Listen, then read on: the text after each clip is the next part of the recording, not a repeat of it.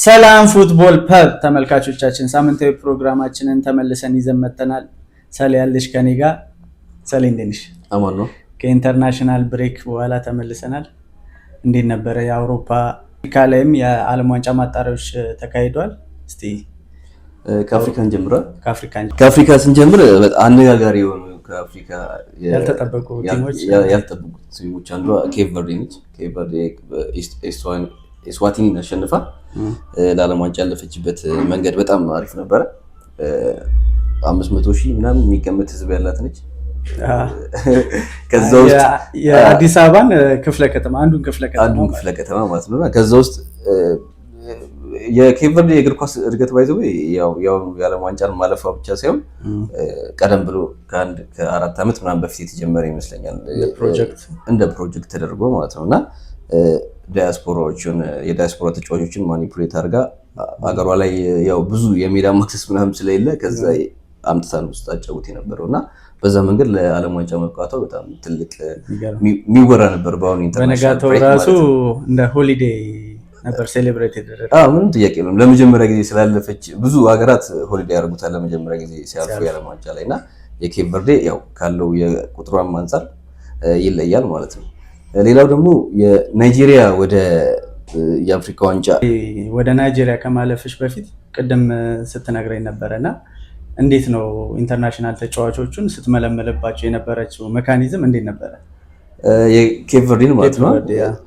ኬፕ ቨርዴ የቁጥሯ እንደነገርኩሽ 500,000 ምናምን ከዛ በላይ አይበልጥምና ዳያስፖራዎቹን የምትመለምልበት ብዙ ጊዜ አሁን ካየን ሉዊስ ናኒን ካየን ፖርቹጊዞች ይጠቀሟቸዋል ከኬፕ ቨርዴ ማለት ነውና ብዙ ተጫዋቾች አሉ መጥቀስ የሚቻል ማለት ነው። ለምሳሌ ዩናይትድ ቤት ቤቤ የሚባለውን ተጫዋች ትዝ ይላል። እሱ ኬፕ ቨርዴያዊ ነውና አሁን እንደውም ግልጋሎት ይሰጥ ነበር ከዚህ በፊት። አሁን አይ ዶንት ኖ የቡድኑ ሜን ተጫዋች ባይሆንም አገልግሏል በዚህ ኢንተርናሽናል ብሬክ ማለት ነውና ዲያስፖራዎችን ተጠቀም ነበር ማለት ምንድነው? ተጫዋቾቹ ብዙ ጊዜ እንትን የሚሉት የአውሮፓ ታላላቅ ሀገራት ላይ ነው የሚያድጉትና የሱን ፍሬም አስይዛ ኬፕ ቨርዴ ለምሳሌ ኢትዮጵያውያንም እኮ አሉ እኮ ለምሳሌ እስራኤል ውስጥ የሚጫወቱ ኢትዮጵያውያን አሉ፣ ቤልጂየም ውስጥ አሉ፣ የተለያየ ሀገር ላይ እና ወደኛ ሀገር አይጋበዙም። ገብቷል አይደል? ሲስተሙን ያን ኢንተርቴን ያደርጋል። ያንን ነገር ነው እንትን ያደርጉት።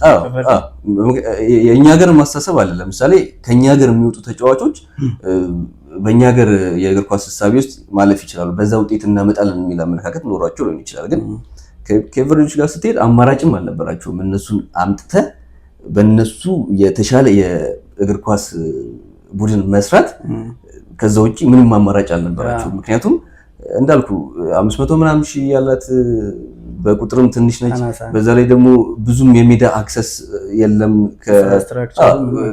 ከባለፈው የአፍሪካ ዋንጫ በኋላ ነው የእግር ኳስ እንትኖች መነቃቃት የጀመሩት እና በዚህ አጭር ጊዜ ውስጥ ያንን ተጠቅማ ለዓለም ዋንጫ መብቃት ማለት እኛ ምን ያለው እንደ ሀገር መጣለውን ነገር ነውና ያን ነው ያስቀናል። እኔ በጣም ነው የቀናሁት ባይዘው በጣም አይ ዊሽ ኢትዮጵያም እንደዚህ አይነት አጋጣሚዎች ተፈጥሮ እንደዚህ ሴሌብሬት የምናደርግበት ነገሮች ቢፈጠሩ አሪፍ ነበር ብዬ ገምታለሁ።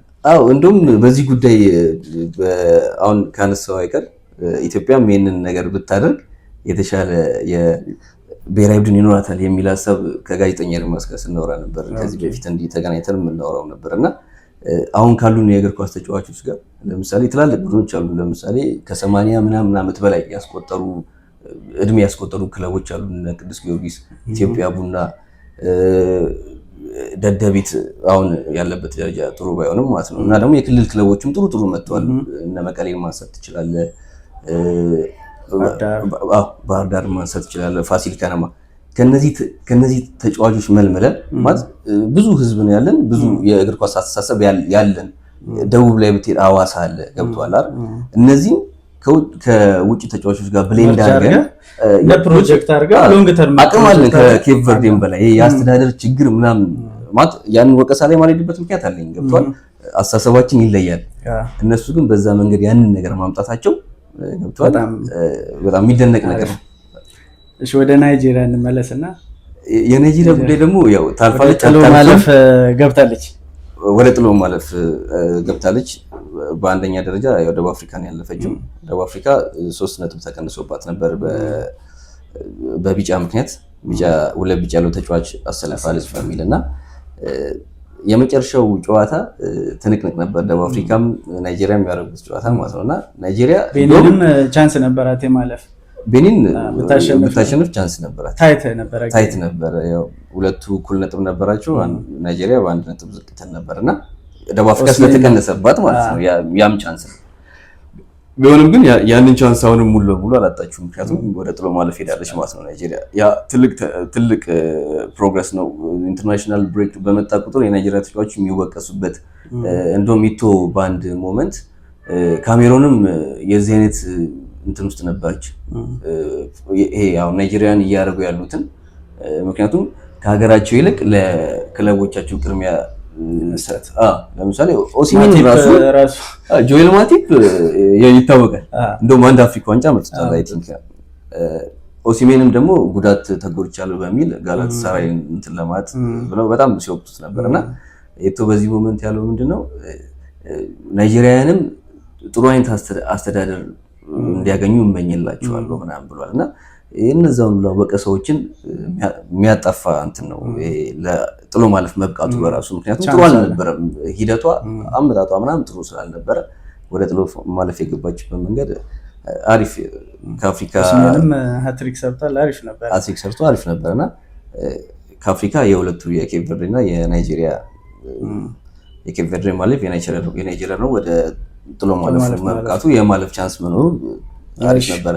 በተመሳሳይ ሳምንት አውሮፓማ ሀገር እንደዚሁ የወርልድ ካፕ ኳሊፊኬሽን ነበረና እዛ ላይስ እንዴት ነው ያለው? ከዛ ስንሄድ ያው በተለመደ መልኩ የጣሊያንን ብናነሳ፣ ምክንያቱም በተለመደ መልኩ ያልኩበት ምንድነው ጣሊያን ረጅም ጊዜ ከወርልድ ካፕ ርቃ ነበርና እንደውም ካላፊዮሪ ዘንድሮ ማናልፍ ከሆነ ጣሊያንን አለማየት አንችልም ምናምን አስተያየት ሰጥቷል በሚቀጥለው የዓለም ዋንጫ ማለት ነው።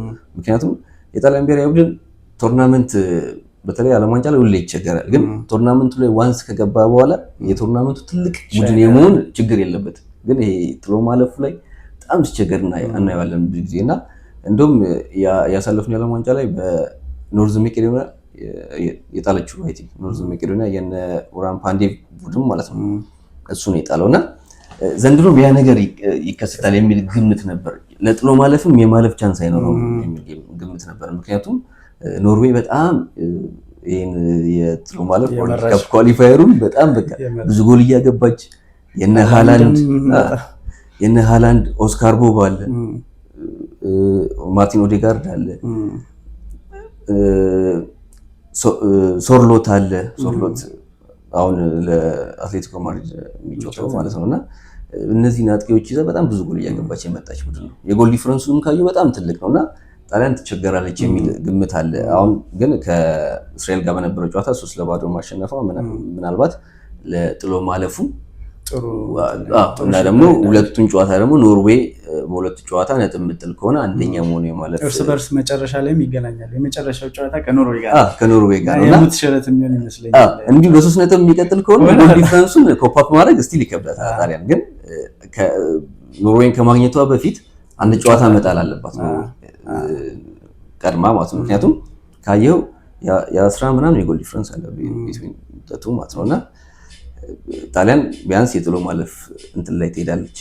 ተጋጣሚዎቿም ደግሞ አምና ካቻምና ከ4 ዓመት በፊት በነበረው የዓለም ዋንጫ ላይ የጣሏት ቡድኖችን ልታገኝ የምትችለው ኖርዝ መቄዶኒያን ምናምን እና ያ ኢንተረስቲንግ ነበር። የማለፍ ቻንሷ ሰፋ ይላል ከሌሎች የተሻለ ነው። ፉትቦል ፐብ እየተከታተላችሁ ትገኛላችሁ ተመልካቾቻችን። ሀሳብ አስተያየት ካላችሁ ኮሜንት ላይ አስቀምጡልን። ሰብስክራይብ፣ ሼር፣ ፎሎ እያደረጋችሁ ከኛ ጋር ቆዩ። ወደ እንግሊዝ ፕሪሚየር ሊግ እንመለሳለን። ሰሊ ተናፍቆ ነበረ። ይሄ ሳምንት ተረዝሞብናል በኢንተርናሽናል ብሬኩ ምክንያት። ባለፈው ሳምንት ረጅም ቪዲዮ ስትይ ነበረ እና ተመልሶልናል። ጨዋታዎች አሉ ከኢንተርናሽናል ብሬኮች ጋር እንትን ብለህ አሪፍ ሼፕ ላይ ያሉ ተጫዋቾችም ካሉ ወይ እንትን ካለ ማን ነው ፌቨራብል የሚሆነው በዚህ ዊኬንድ? ቴብሉንስ እንዴት ነው? አርሴናል መሪነቱን ይቀጥላል ወይ? የሚለውን እስቲ ላርገሽ ዳስሽ። የእንግሊዝ ፕሪሚየር ሊግ ትልቁ ጨዋታ አንፊልድ ላይ የሚደረገው ይመስለኛል የዩናይትድ እና የሊቨርፑል ጨዋታ ያው ይመስለኛል። ምንድነው የአርሰናል ደጋፊዎች ከፉላም ጋር ያለው ደርቢ ነው ዘንድሮ የማንቸስተር ደጋፊ ሆነው ነው የሚከሰቱት። በዚህ ሳምንት የአርሰናል ደጋፊዎች ማንቸስተር ነው የሚሆኑት። እንግዲህ እስቲ የአንፊልድ ጨዋታን ስናወራ ያው ሁለቱም የተቸገሩ ቲሞች ናቸው። ካየነው አርኔ ስሎትም ሊቨርፑልም 3 ጊዜ ተሸንፎ ነው የመጣው። 3 ጊዜ ተሸንፏል። በዛ ላይ ታክቲካሊም የሊቨርፑል ሁለቱም ጨዋታ መሸነፍ ብቻ ሳይሆን ሲዝኑ ከጀመረበት ሲያሸንፍበት የነበረው ሜካኒዝሞች ከቦርንማውዝ ጨዋታ ጀምሮ ቲሙ ላይ ችግር ይታይ ነበር። በተለይ የተከላካይ ክፍሉ ላይ በኢብራሂማ ኮናቴ አክቹአሊ ኢብራሂማ ኮናቴ አሁን በኢንተርናሽናል ብሬኩ ጉዳት አጋጥሞት አይገባም። በኢብራሂማ ኮናቴ እና በቫን ዳይክ መካከል ያለው ጥምረት ላይ የኢብራሂማ ኮናቴ የፔስ ችግር በጣም በቃ የተጋለጠ ልጁም ከሪያል ማድሪድ ጋር ስሙ በጣም በተደጋጋሚ እንደውም ሪያል ማድሪድ ሰመር ላይ ጨርሷል ልጁን ሊያስፈርሙ ምናምን የሚል ወሬም አለና የዛም የዝውውር ወሬ ይመስላል ኢንፍሉዌንስ ተደርጓል ልጁ። የቫን ዳይክንም ካየነው ኢንተርናሽናል ብሬክ ላይም ጥሩ የሆነ ተከላካይ አልነበረም። አሁን ባየነው ኢንተርናሽናል ብሬክ የኔዘርላንድ ጨዋታ ማለት ነውና በጣም ኔትሜክ ሲደረግ ነበረ፣ ኦቨርፓስ ሲደረግ ነበረ። እና ቫን ዳይክ ያው የሚታወቀው በጭንቅላቱ የሚጮት ተከላካይ ነው። ካጠገቡ ያለው ፔስ ያለው ተከላካይ ምን ይመርጣልና ከኢብራሂማ ኮናቴ ያን እያገኘ አይደለም ዘንድሮና ባየናቸው የእንግሊዝ ፕሪሚየር ሊግ ጨዋታዎች እስካሁን ሊቨርፑል ጥሩ የሚድፊልደር አለው። በዛ ላይ ፍሎሪያን ቨርትዝን ጨምሯል፣ ክሬቲቪቲው ጨምሯል። ግን ቡድኑ በማጥቃት ሂደት ላይ አታኪንግ ሰርድ ላይ ብዙ ቻንሶችን ክሬት አድርጎ ኳስ በአጋጣሚ በተጋጣሚ ቡድን በሚሆንበት ታይም አንድ ተጫዋች ነው ሄዶ አደጋ የሚፈጥረው። ለምሳሌ የአንቷን ሴሜኒዮን የመጀመሪያውን የፕሪሚየር ሊግ ጨዋታ ላይ ብናይ ከራሱ ቦክስ ይዞ ሄዶ ነው ያገባው።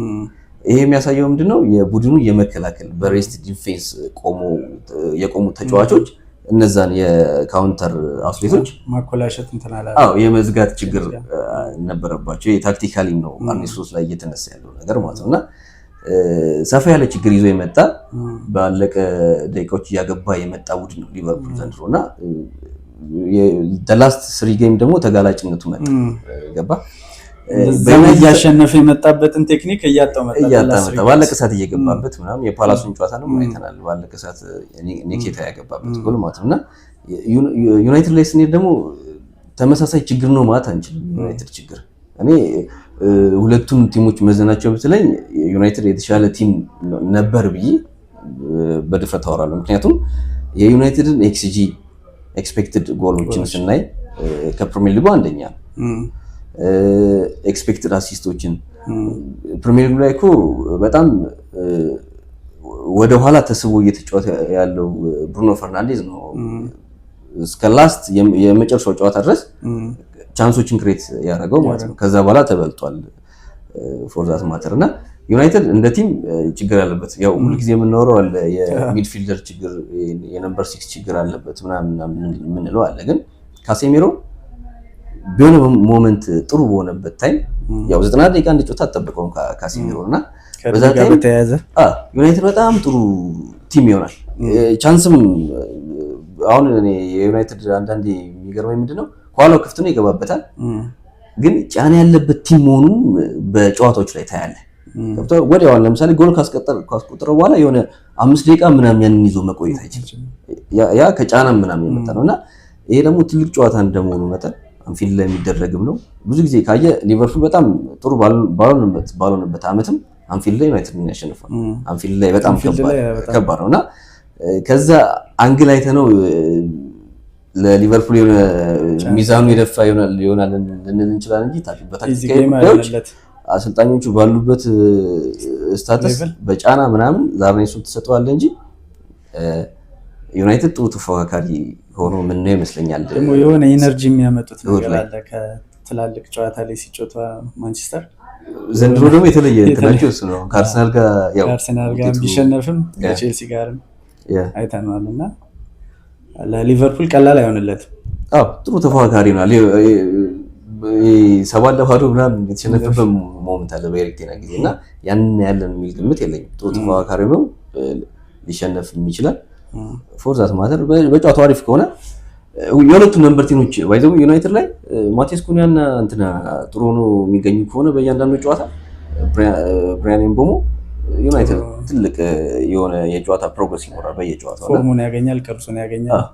ሳቢ ጨዋታም እየተመለከተን ነው። ባለፈው ለምሳሌ ከአማድ ጋር የነበረው ነገር ደስ ይነበራ፣ በጣም ይነበቡ ነበርና አሪፍ ነገር ምና ይመስለኛል በሁለት ጨዋታ አሪፍ። አርሴናል ከፉላም አለው እንግዲህ መሪነቱን ያስቀጥላል ወይስ ፉላም እንዴት ነው ሊወገምበት ይችላል? ወጋሚ ቲም ነው ፉላም በብዛትና ይቸገራል ወይስ?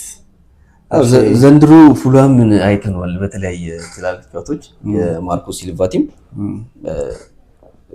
በጣም በቃ ሲከላከል ጥሩ የሆነ ቲም ያስቸግራል።